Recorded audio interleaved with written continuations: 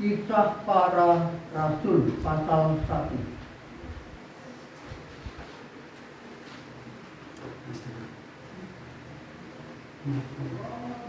Ini pakai algemik kok? Oh, itu.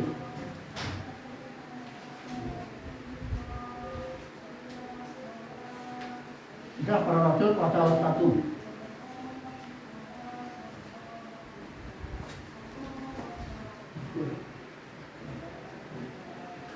Saya nggak lihat lagi. Ya, Kisah Para Rasul pasal 1 ayat 1 sampai ayat 50. Ayat 1 sampai ayat 50 Kisah Para Rasul. Mari kita akan baca bersama-sama. Mulai ayat 1 sampai ayat 5 bersama-sama dengan saya. 1, 2, 3. Hai Theophilus, dalam bukuku yang pertama, aku menulis tentang segala sesuatu yang diucapkan dan diucapkan di sampai pada hari ini ia telah sebelum itu ia telah memberi perintahnya oleh Roh Kudus kepada rasul-rasul yang dipilihnya. Kepada mereka ia menunjukkan dirinya setelah pemberitaannya selesai, dan dengan banyaknya ia membuktikan bahwa ia hidup, sebab selama 40 hari ia berulang-ulang menampakkan diri dan berbicara kepada mereka tentang kerajaan Allah. Pada suatu hari ketika ia makan bersama-sama dengan mereka, ia melarang mereka meninggalkan Yerusalem dan menyuruh mereka tinggal di situ menantikan janjinya. Yang demikian katanya, telah kamu datang daripadaku, sebab Yohanes membaptis dengan air, tetapi tidak lama lagi kamu akan dibaptis dengan Roh Kudus. Amin. Bapak Ibu yang dikasihi oleh Tuhan Yesus Kristus,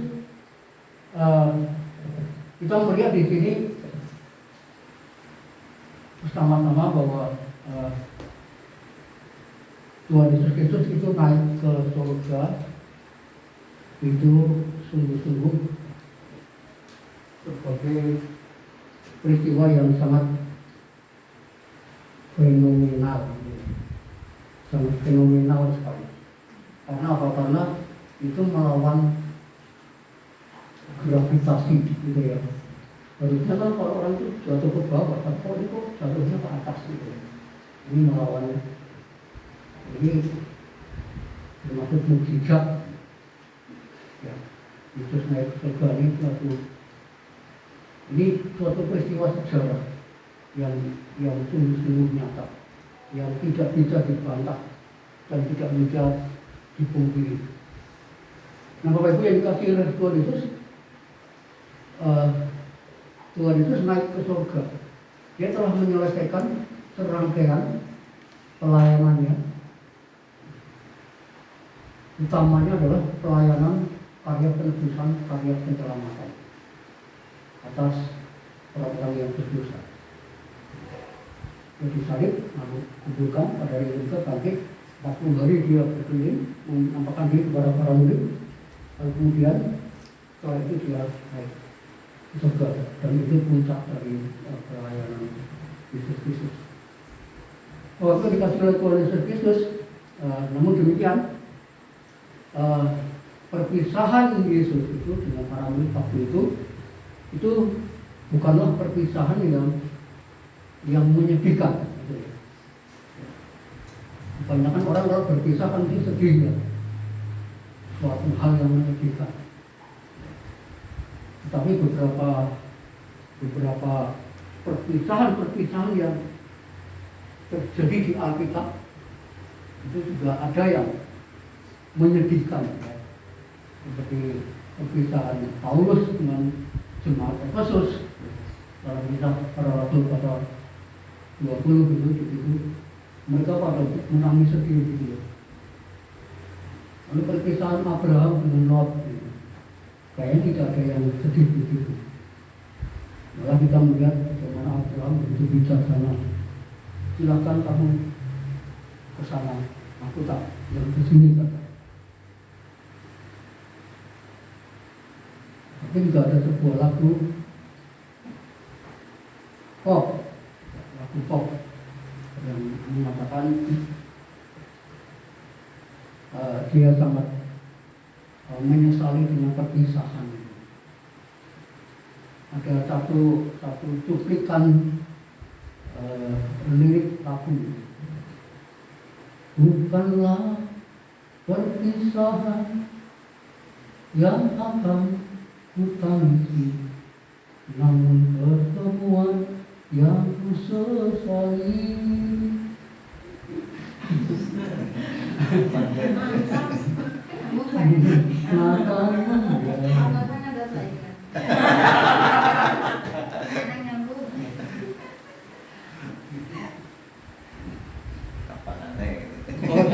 Tapi ini bukan perpisahan yang menyedihkan seperti itu. Ini memang ada pertemuan dengan Yesus, tapi juga ada perpisahan dengan Yesus. Dan nanti pun juga akan ada pertemuan lagi dengan Yesus. Itu bedanya dengan perpisahan-perpisahan yang lain. Jadi bertemu, berpisah, lalu bertemu lagi. Nah, mari kita melihat seperti dalam Injil Lukas tadi dibaca oleh Pak Karen pasal 24 ayat 52.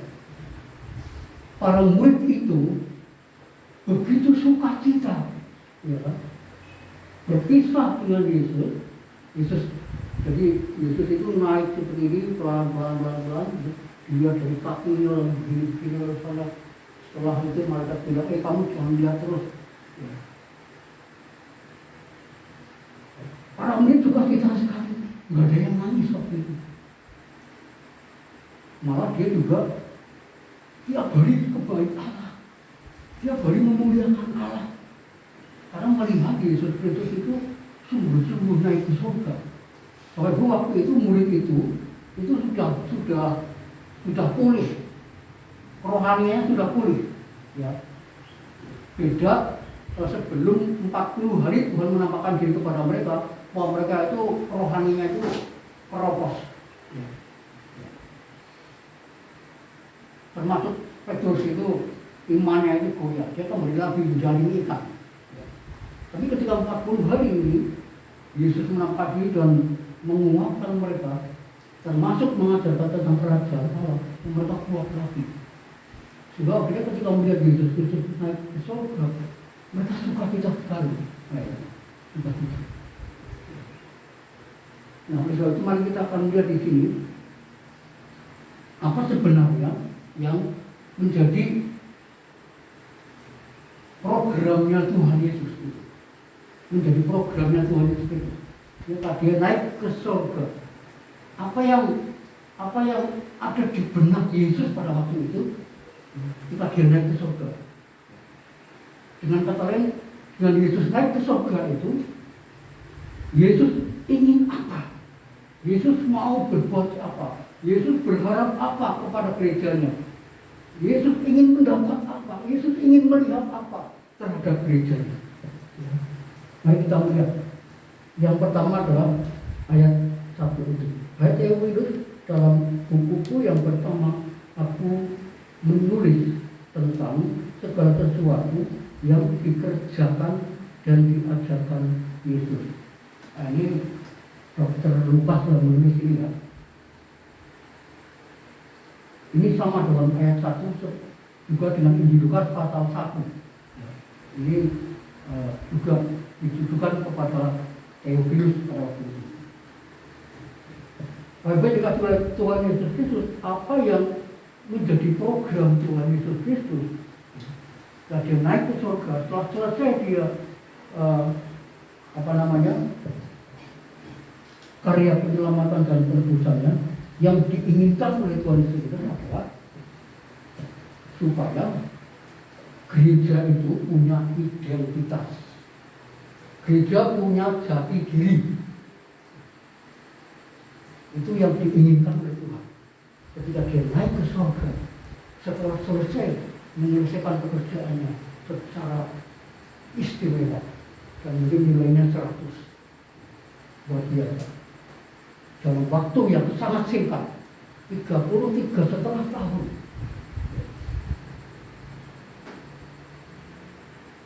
Yang diinginkan oleh Tuhan Yesus Kristus di sini adalah gereja itu punya identitas, punya jati diri yang jelas. Apa jati diri gereja? Identitas gereja.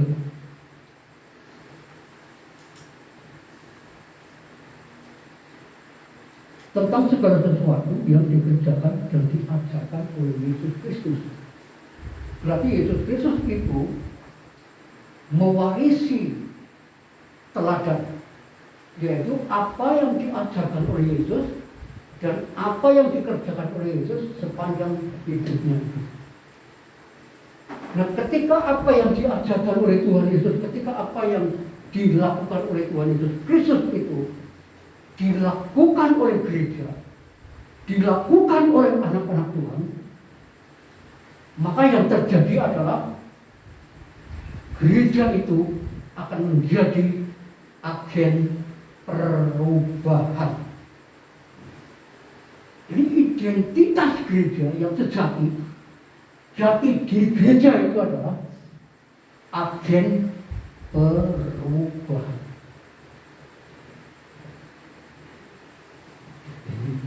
Ini PR buat gereja-gereja, PR buat anak-anak Tuhan, PR buat hamba-hamba Tuhan.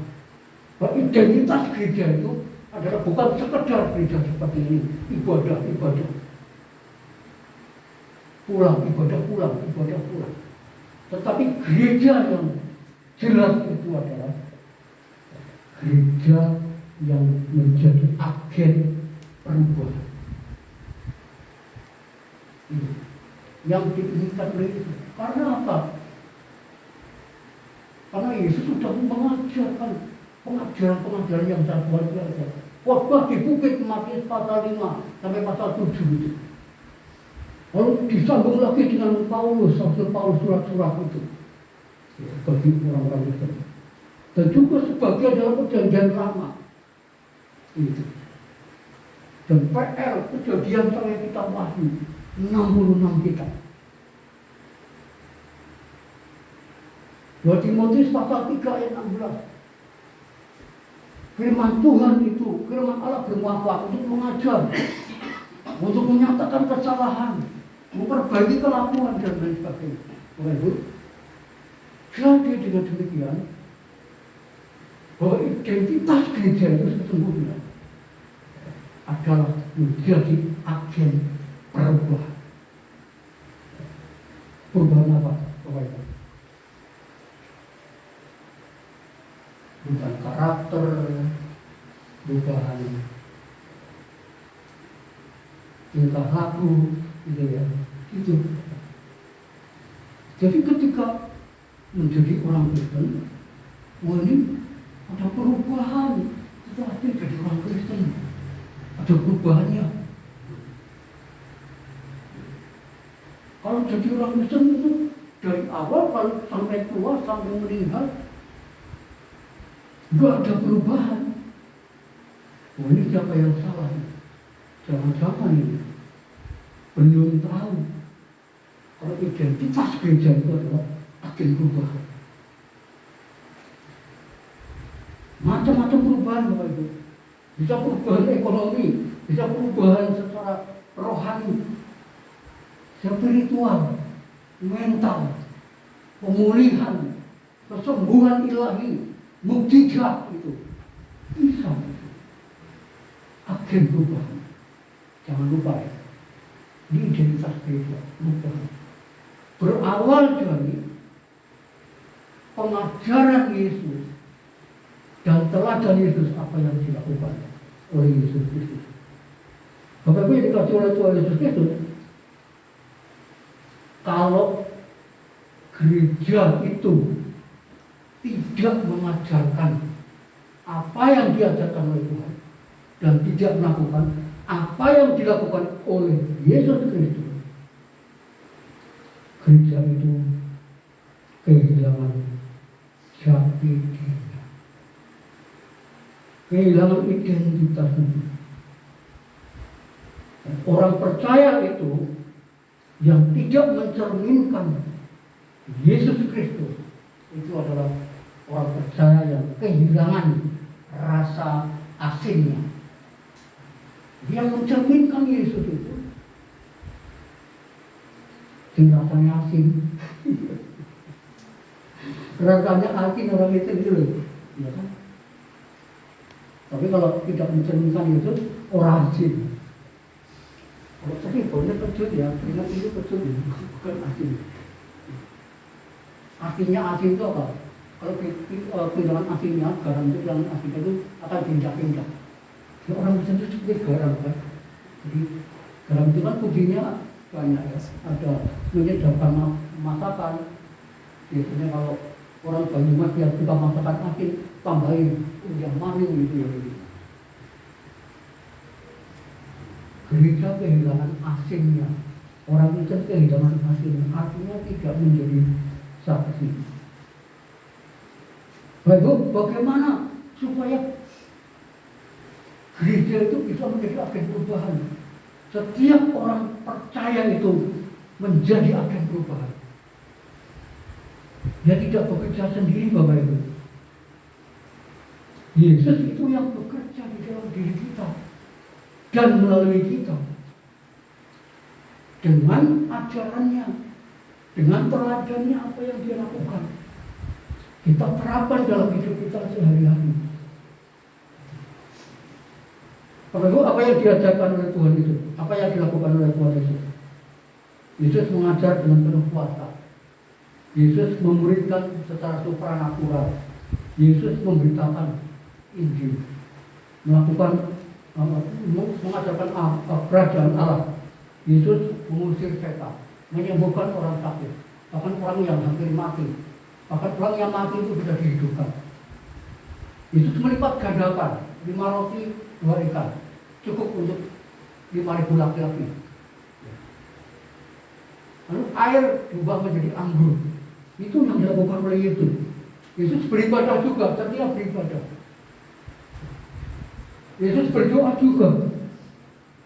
Nah, itu yang diajarkan dan dilakukan oleh Yesus Kristus. Nah, Yohanes pasal 14 ayat 12 dikatakan, Bapak Ibu dan saya itu bisa melakukan melebihi apa yang dilakukan oleh Yesus. Yohanes 14 ayat 12 itu. Karena aku akan pergi kepada Bapa.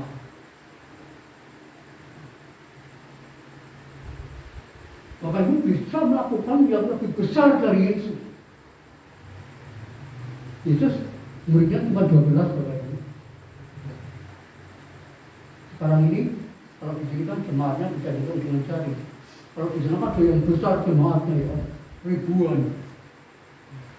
Nah, berarti kan di sana itu lebih besar dari Yesus.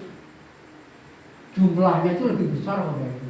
Secara kualitas itu bisa lebih besar. Yesus sudah ngomong sendiri. Tetapi secara kualitas kita dengan Yesus itu yang beda.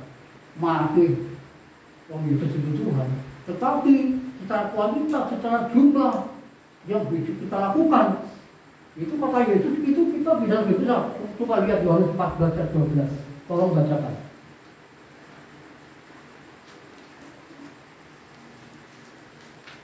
Yang kita ketemu bisa dibacakan.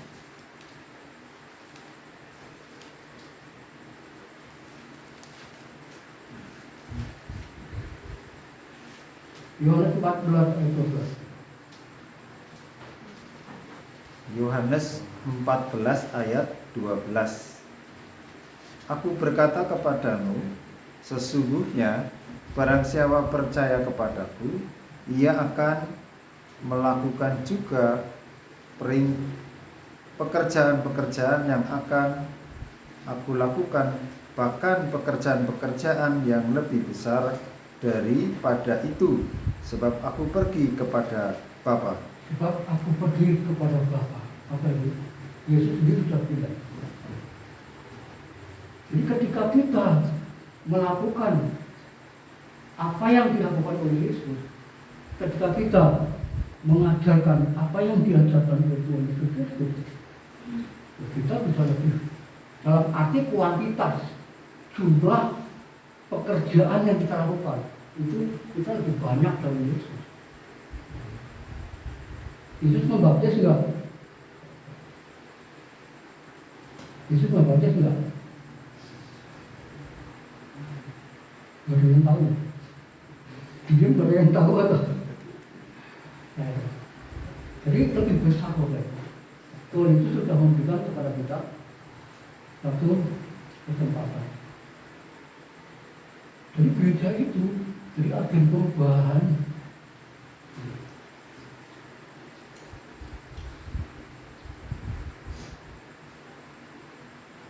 Walaupun yang dikasihi oleh Tuhan Yesus Kristus, apa yang bisa kita pelajari dari ini? Bapak Ibu dan saya itu sudah menjadi agen perubahan kepada siapa?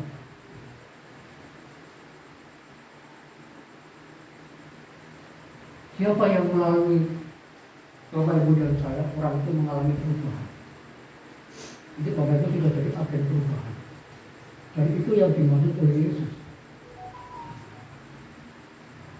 Ketika kita mengajarkan kebenaran firman Tuhan dan melakukan apa yang dilakukan oleh Yesus, maka kehadiran kita, keberadaan kita itu sebagai agen perubahan, maka kita akan membuat perubahan.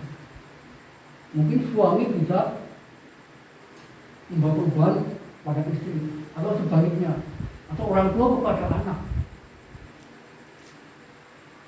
atau kita kepada tetangga, atau kita kepada orang lain, seperti itu. Kita bisa memberitakan Injil dengan kita bisa menyampaikan kabar baik dan juga pelayanan konseling atau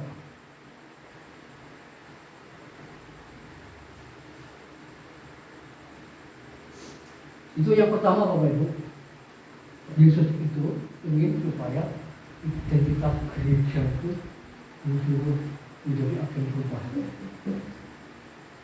Lalu yang kedua, yang diinginkan oleh Tuhan Yesus Kristus dengan kaitannya Yesus naik ke surga adalah ayat yang kelima. Sebab Yohanes membaptis dengan air, tetapi tidak lama lagi kamu akan dibaptis dengan Roh Kudus. Tapi ayat yang keempat itu sebelumnya, pada suatu hari ketika ia makan bersama-sama dengan mereka, ia melarang mereka meninggalkan Yerusalem dan menyuruh mereka tinggal di situ menanti janji Bapa yang demikian katanya telah kamu dengar dari padaku. Yang kedua yang diinginkan oleh Tuhan Yesus Kristus adalah bahwa Yesus ingin supaya gereja itu bukan saja menjadi agen perubahan, tetapi gereja punya karakter. Karakternya apa di sini? Karakter gereja adalah kuasa. Kuasa. Ayat yang kelima di sini, Yesus bilang bahwa Yohanes membaptis dengan air, tetapi tidak lama lagi kamu akan dibaptis dengan Roh Kudus. Ini juga ada kaitannya juga dengan ayat 8. Itu penginjilan yang penuh kuasa, ayat 8. Tetapi kamu akan menerima kuasa kalau Roh Kudus turun ke atas kamu dan selanjutnya dan selanjutnya. Dan memang ini nanti terrealisasinya dalam pasal yang kedua itu ya, dari Pentakosta. Ya, nanti 10 hari setelah ini ya, dari Pentakosta. Bapak Ibu, Yesus ingin sekali bahwa gereja itu sungguh-sungguh memiliki kuasa.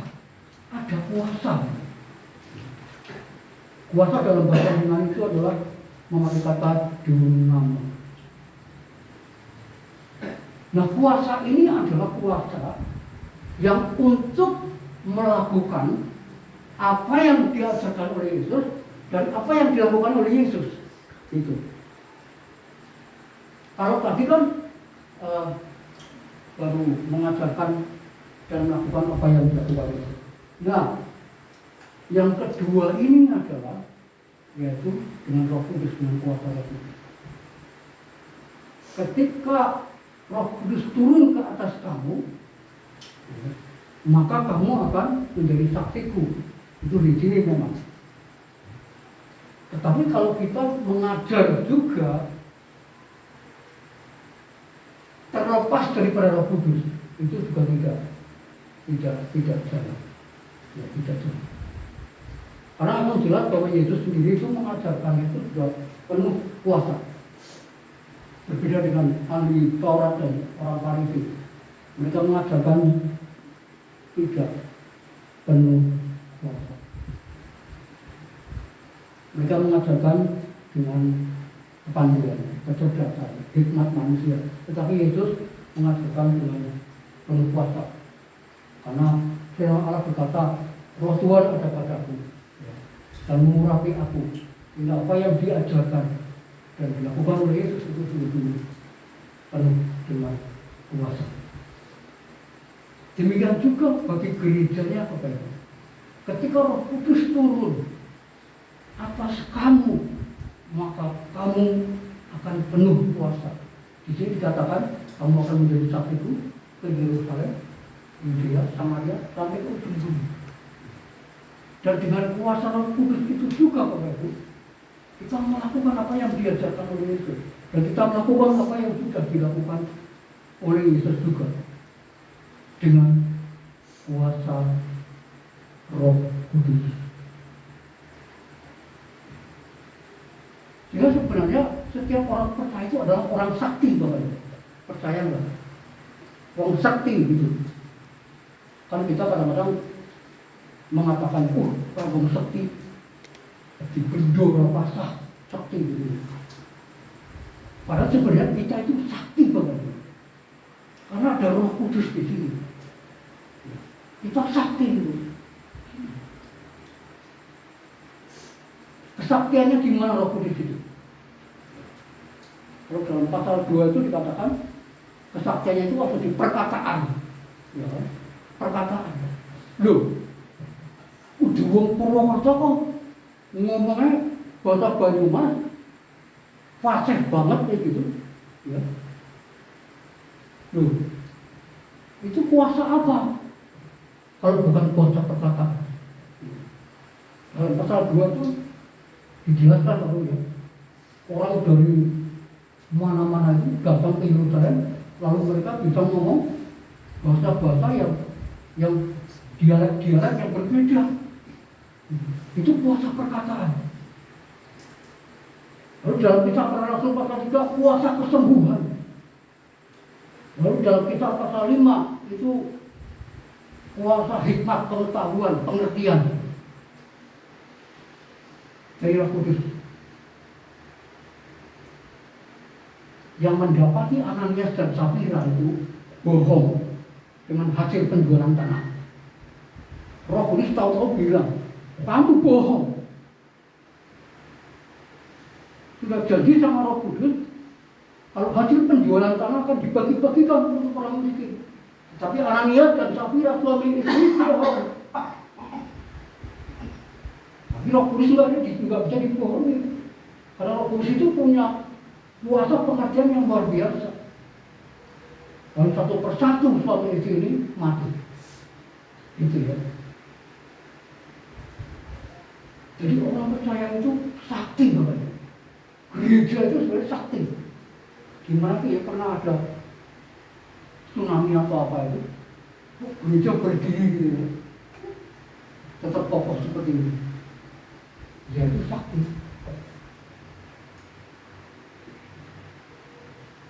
Nah kadang-kadang orang percaya itu kurang imannya, sehingga akhirnya ya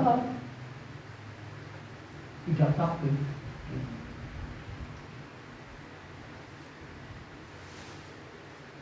Bahwa yang dikasih oleh Tuhan Yesus itu karakter gereja yang diinginkan oleh Yesus itu adalah kuasa. Kuasa. Ketika gereja itu punya karakter kuasa, maka gereja itu akan bertumbuh secara kualitatif, bertumbuh secara kuantitatif, bertumbuh secara ekspansif, sip apa itu karena apa? Karena puasa nih, pengaruh puasa. Bayangkan dari 12 murid lalu berkembang jadi 70 murid, berkembang lagi dalam kisah para rasul 120 murid, lalu berkembang lagi 3.000, berkembang lagi 5.000, lalu berkembang lagi sampai ke ujung bumi, nggak tahu berapa sampai sekarang ini. Kemarin saya lihat di HP itu orang Kristen di Indonesia itu plus Katolik itu kurang lebih 30 juta. Sementara penduduk Indonesia itu 260-an juta. Di Indonesia Kristen itu agama nomor 2 setelah Islam. Tetapi di seluruh dunia Kristen itu nomor 1. Tetapi Kristen itu jumlahnya, Kristen Katolik hanya 2,5 miliar. Jadi 7 miliar penduduk dunia ini. Saya bayangkan kalau di Indonesia 30 juta orang menjadi agen perubahan dan ada kuasa Tuhan yang luar biasa, apa yang terjadi? Saya bayangkan itu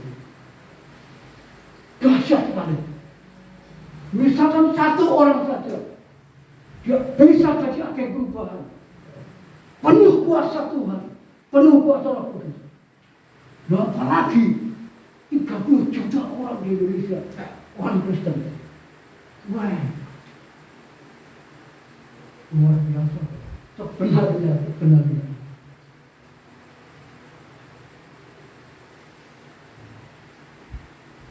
Mari baru kita bayangkan, 12 murid itu orang tidak sekolah, nelayan. Paginya lebar, jari-jarinya lebar. Gak sekolah, orang biasa-biasa saja, gak bisa baca tulis.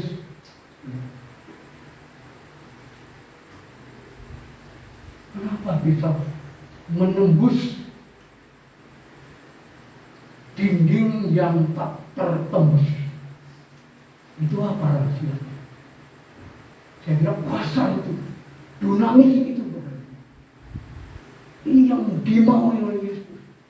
Dinamis itu bekerja, berkarya dan hidup, sehingga orang yang biasa saja pun itu bisa melakukan apa yang dilakukan Yesus. Amin. Amin.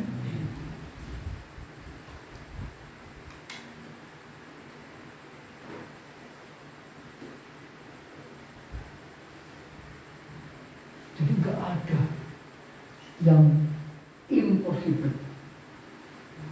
Yang ada itu I am possible.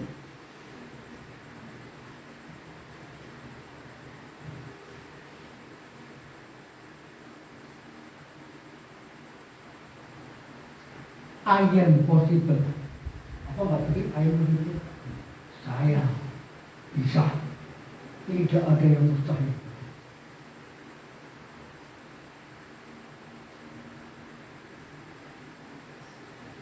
Karena DNA Kristus itu possible. Karakter Kristus possible. Karakter Roh Kudus possible. DNA Roh Kudus possible. Kita harus DNA-nya possible juga Bapak Ibu.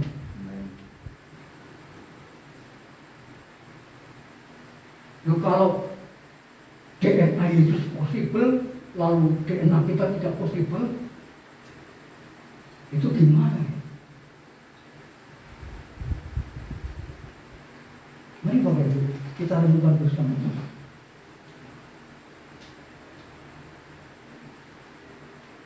Dan mari kita menempel sebagai rantingnya, menempel kepada Bapak Anggurnya. Sebab Yesus itu kepala gereja, dan gereja itu adalah tubuhnya. Jadi kepala itu mau bekerja sama dengan tubuhnya. Kalau 33 tahun setelah, kepala itu bekerja sendiri kemarin itu. Yesus. Secara fisik Yesus bekerja sendiri. 33,5 tahun. Tetapi setelah Yesus naik ke surga, Yesus mau bekerja sama sebagai kepalanya bersama dengan tubuhnya, yaitu gerejanya. Itu tubuh mistiknya. Gereja itu tubuh Yesus, tetapi tubuh mistiknya. Kalau kamu mau kerja sama dengan kepala gereja, ini yang jadi masalah.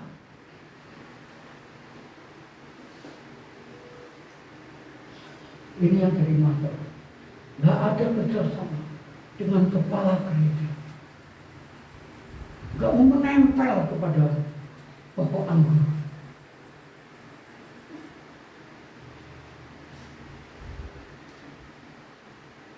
Itu ibarat tim sepak bola. Ibarat tim sepak bola. Saya gambarkan jemaat gereja ini dengan tim sepak bola. Pelatih tim sepak bola itu adalah pengusaha, pemiliknya, pemilik gereja, pemilik jemaat itu adalah Yesus. Lalu pelatihnya adalah pelayan. Lalu pemainnya adalah jemaat. Lalu penontonnya adalah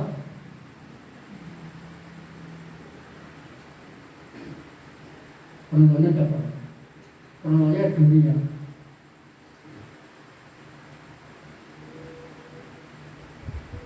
Yang seringkali terjadi adalah jemaat itu bukan ikut jadi pemain, tetapi jemaat ikut menonton.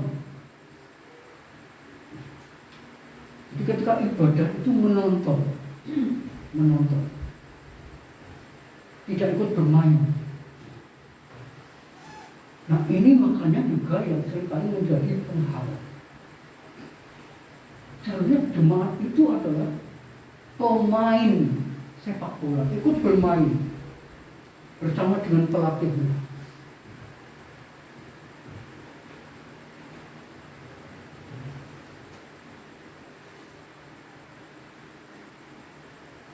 Ini yang seringkali terjadi.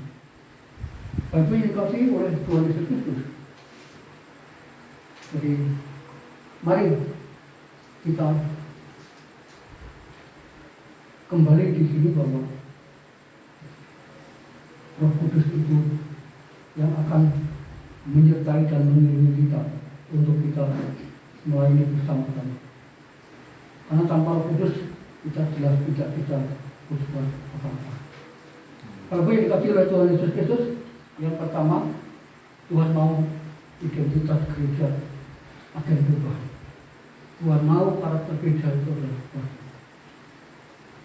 Dan yang ketiga, ketika Tuhan melihat, wah ini gereja ini jadi agen perubahan. Wah ini cara Kudus bekerja sehingga banyak orang yang dimenangkan. Masuk dalam Matius 24 ayat 14. Injil sampai kepada bangsa-bangsa, kata Tuhan. Dan Tuhan menjawab pengharapan Maranatha, orang-orang percaya. Ayat yang ke-11. Dan berkata kepada mereka, hai orang-orang Galilea, mengapakah kamu berdiri melihat ke langit? Yesus ini yang terangkat ke surga, meninggalkan kamu, akan datang kembali dengan cara yang sama seperti kamu melihat dia naik ke surga. Ibu, yang ketiga, setelah Yesus melihat dua hal itu, maka Yesus menjemput Bapak Ibu dan saya.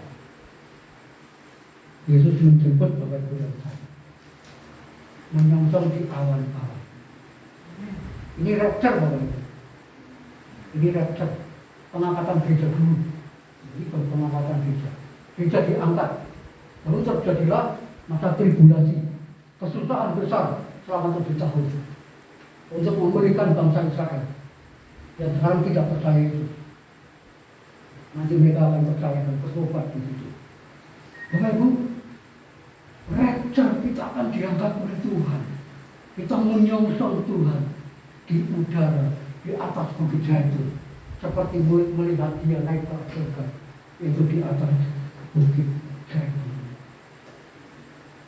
Bapak Ibu, mari kita jangan seperti 5 gadis yang bodoh. Amin.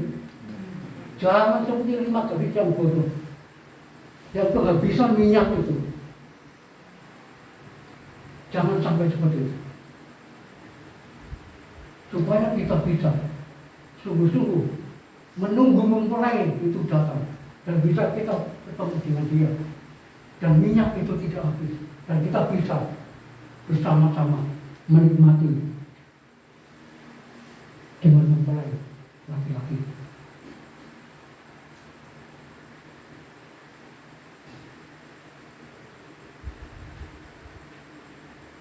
Mari Bapak Ibu, kita harus membangun iman, membangun kesetiaan. Penanam pernah mengatakan, yang namanya orang percaya itu ya taat. Jadi satu keping mata uang, percaya dan taat. Jadi sisi sana percaya, sisi sini taat. Percaya tetapi tidak taat, ya nggak jadi. Jadi harus dua-duanya jalan. Ini satu keping mata uang, harus taat. Jadi Bapak Ibu, mari kita taat. Kalau kita orang percaya, mari kita taat kepada perintah Tuhan. Jangan seperti bangsa Israel dalam kitab Ulangan 28 itu. Mereka lama-lama tidak taat. Lalu akhirnya mereka dihukum oleh Tuhan. Mari Bapak Ibu, kita taat. Kita setia kepada Tuhan. Supaya kita tidak kehabisan minyak ketika Yesus menjemput kita. Amin. Dan jangan seperti 7 gereja di Asia kecil, gereja yang tidak memuliakan Tuhan, dan sampai sekarang hilang gereja itu karena tidak taat kepada Tuhan. Mari Bapak Ibu, mari kita sambut kedatangan Tuhan dalam arti pengangkatan gereja ini, dengan kita sungguh-sungguh menjadikan diri kita agen perubahan, dan kita sungguh-sungguh memiliki kuasa Roh Kudus itu, maka Tuhan akan datang untuk kita. Amin. Mari kita berdoa.